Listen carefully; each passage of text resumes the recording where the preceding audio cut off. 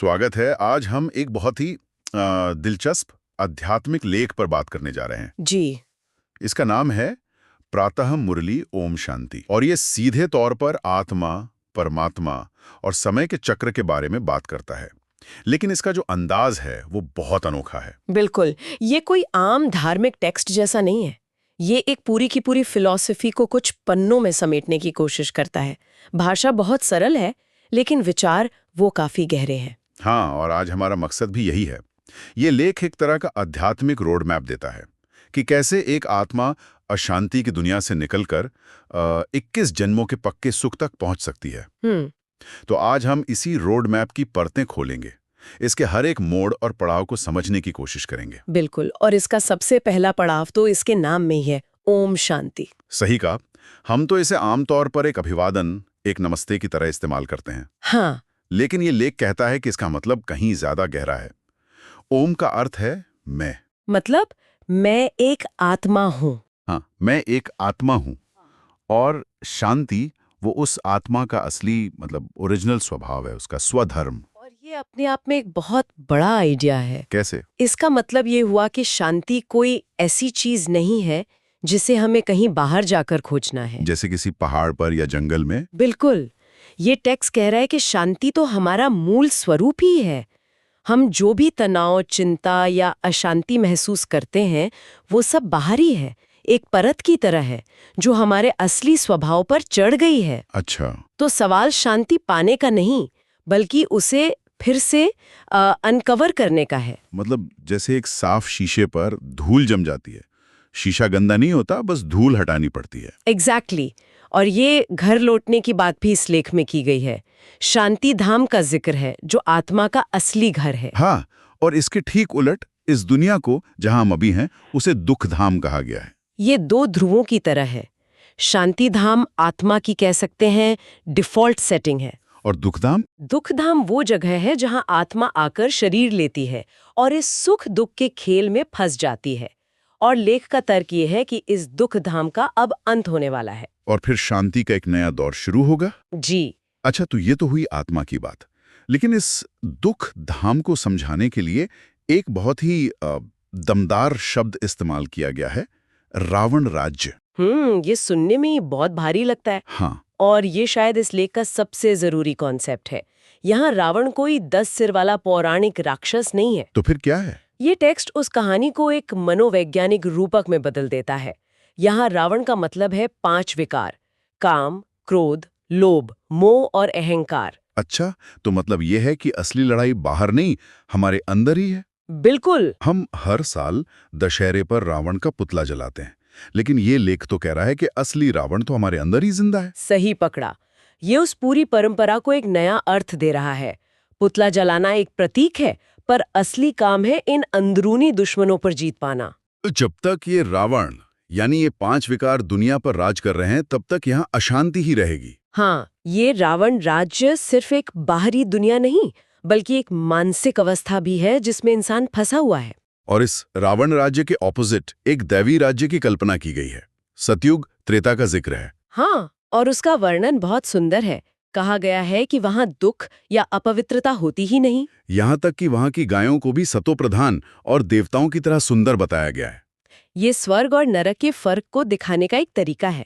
जैसे रात और दिन में फर्क होता है, वैसा ही फर्क इन दो दुनियाओं में है।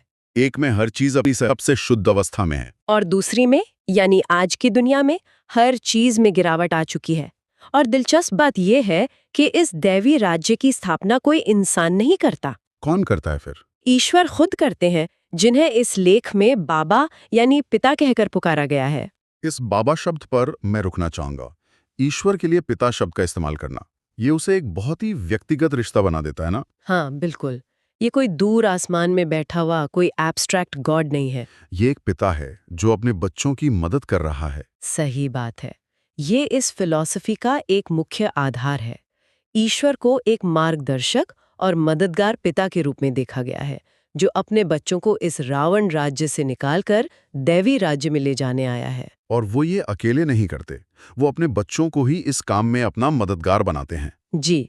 और यहीं से वो वादा आता है जो सुनने में बहुत बड़ा लगता है। 21 जन्मों के लिए एक अखूट खजाना। यानी कभी न खत्म होने वाला खजाना। हाँ, अब सवाल यह है कि ये मिलता कैसे है। इसका जवाब एक तरह के आध्यात्मिक लेन देन में छिपा है। ले कहता है कि जो बच्चे इस नई दुनिया बनाने के ईश्वरीय काम में मददगार बनते हैं, अपना तन मन धन सब कुछ इस काम में सफल करते हैं, उन्हें बदले में ये 21 जन्मों की विरासत मिलती है। लेकिन क्या ये सुनने में थोड़ा ट्रांजैक्शनल नहीं लगता कि आप ईश्वर के काम में मदद करो तो आपको इनाम मिलेगा? ये सवाल बहुत वाजिब है, और अगर हम इसे सतही तौर पर देखें तो ये ट्रांजैक्शनल लग सकता है। लेकिन इसकी गहराई में जाएं तो ये एक अलग फिलॉसफी है। इसे एक निवेश की तरह समझाया गया है। फर्क सिर्फ इतना है कि दुनियावी निवेश का रिटर्न इसी जन्म में मिलता है और वो अस्थायी होता है। और ये एक आध्यात्मिक निवेश है। हाँ, यहाँ सब कुछ सफल करने का मतलब सिर्फ पैसा देना नहीं है। इसका मतलब है अपने विकारों को, अपनी पुरानी आदतों को ईश्वर को सौंपना। ये एक ट्रांसफॉर्मेशन की प्रक्रिया है। मतलब ये सब कुछ सिर्फ भौतिक चीजें नहीं हैं, बल्कि हमारा अहंकार, हमारा क्रोध, ये सब भी शामिल है। बिल्कुल, आप अपनी सबसे बड़ी कमजोरी ईश्वर को देते हैं और बदले में वो आपको 21 जन्मों की संपूर्ण पवित्रता और सुख का खजाना देते हैं। अच्छा। लेख में इसकी तुलना दुनिया की दौलत से की गई है। लोग महात्माओं को सोने में तोलते हैं, करोड़ों के मकान बनाते हैं, लेकिन ये सब तो यही मिट्टी में मिल जाना है। और ये आध्यात्मिक खजाना आत्मा के साथ चलता है। सही बात है। ये एक तरह से शॉर्ट टर्म भौतिक लाभ के ऊपर लॉन्ग टर्म आध्यात्मिक लाभ को चुनना है। इसे समझने का एक और तरीका हो सकता है। मान लीजिए ये दुनिया एक कंपनी है जो दिवालिया होने वाली है। दुखधाम। हाँ, दुखधाम। फिर एक नया सीईओ यानी बाबा आता है और एक नई परफेक्ट कंपनी सुखधाम बनाने का ऐलान करता है।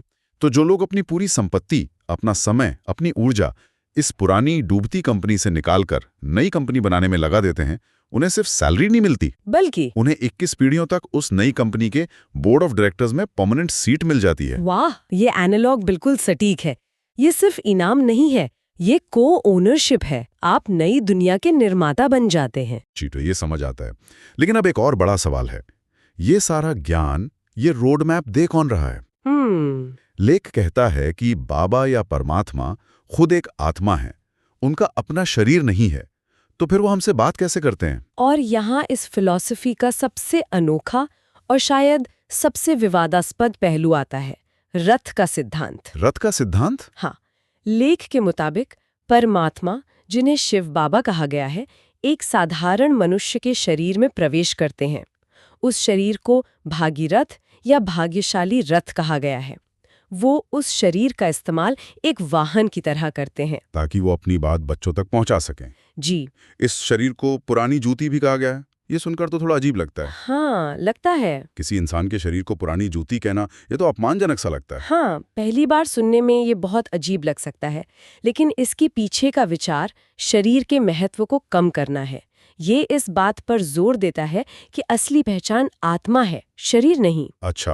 पुरानी जूती कहने का मतलब है कि ये शरीर कई जन्म ले लेकर अब पुराना हो चुका है, अपने आखिरी पड़ाव पर है।